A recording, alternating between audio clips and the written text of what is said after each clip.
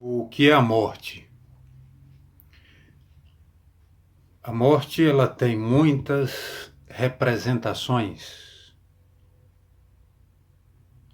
na maioria alarmantes. Embora seja um símbolo de esperança e do medo, às vezes esperança e medo aparecem simultaneamente. Na arte, a representação da morte é a do Green Rap, o ceifeiro. Um esqueleto vestido de preto, com uma foice, uma ampulheta, um tridente ou espada, arco, flechas. E, como eu disse, a ampulheta usada para medir o tempo, a vida. Outros símbolos da morte é a da caveira, a tumba com a lápide e os ciprestes. As embarcações ou navios da morte simbolizavam uma jornada para o mundo dos mortos, particularmente para os antigos egípcios. Na mitologia grega, originalmente, Hades era o nome do deus do submundo. Segundo os gregos, Hades ficava no centro da terra. Hades era filho de Cronos, o tempo, o deus mais alto. Zeus era outro filho de Cronos, que finalmente o substituiu pela força. Assim, Zeus ficou considerado o deus mais forte da mitologia grega. Hades, no entanto, continuava reinando no submundo dos mortos, compartilhando o seu poder com a sua esposa, Perséfone. Com o desenvolvimento, isso é interessante, com o desenvolvimento da mitologia, o termo Hades começou a ser usado para designar o local e não mais o nome do deus do local. Hades agora não era mais a personificação do deus, mas o submundo dos mortos, a habitação dos fantasmas, dos homens desencarnados, lugar de bons e de maus espíritos. Trazendo para os dias atuais, o fato é que os números do número de mortos não param de crescer na pandemia.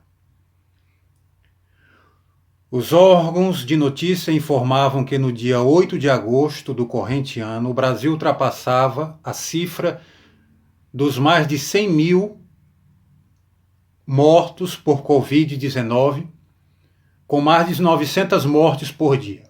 O Piauí registrava, no mesmo período, mais de 1.000 mortes, sem contar casos confirmados e casos recuperados.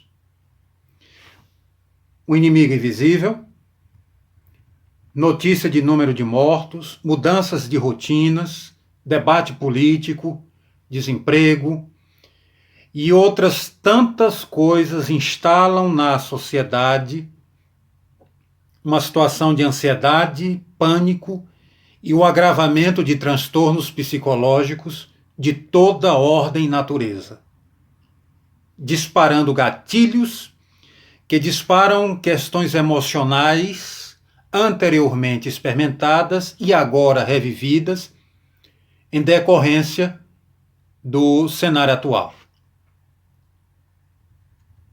Em face dos pontos destacados acima, é importante falar sobre o que seja a morte para a filosofia, uma vez que a equipe, que é composta por mim e pelo senhor Frank Irlândio Leal, escolheu o tema que contempla a segunda ação dentre os 5 elencados como conteúdo programático do plano de ensino proposto pela SEAD, UFP, UAB, CAPES. E desta forma também preenche o requisito do objetivo geral da disciplina de estágio 3, no contexto da pandemia, que é a possibilidade de vivência prática em ambiente real e virtual dos ensinamentos adquiridos ao longo do curso. O que é a morte na filosofia?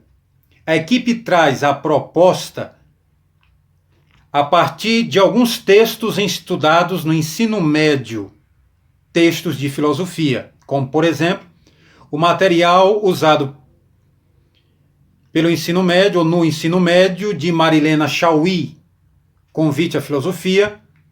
Outro texto, Maria Lúcia de Araújo Aranha e Maria Helena Pires Martins, Filosofando, Introdução à Filosofia, capítulo 8, Aprendendo com a Morte. E o Dicionário de Filosofia de Nicola Abagno, no verbete morte. Escritos originais de alguns autores, filósofos, pois a proposta é fazer um apanhado histórico dos principais pensadores que escreveram sobre a temática da morte em tempos de morte.